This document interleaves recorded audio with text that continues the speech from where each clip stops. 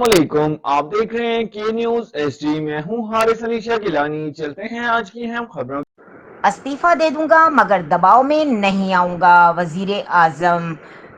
ताज़ा तरीन खबरों से बाखबर रहने के लिए हमारा चैनल सब्सक्राइब कीजिए। कोई सिफारिश कबूल नहीं, कोई ज़ाती पसंद नापसंद भी नहीं।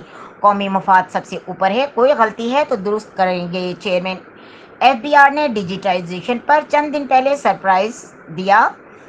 3 माह पहले बता देते तो सोचते गैर मुल्की फॉर्म मैकेनिक्स को लाना है या नहीं। वजीर आजम शहबाज शरीफ ने कहा है कि इस्तीफा दे दूंगा मगर दबाव में नहीं आऊंगा।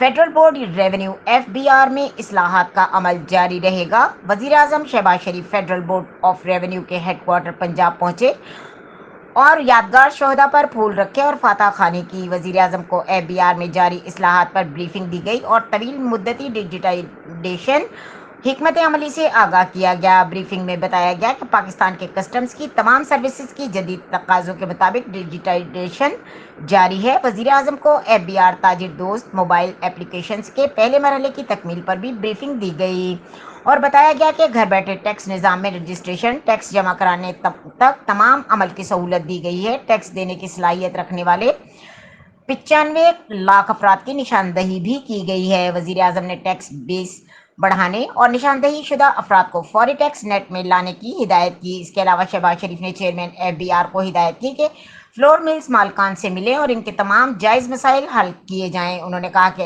एफबीआर मुल्क की मईशत में रीढ़ की हड्डी की हैसियत रखता है।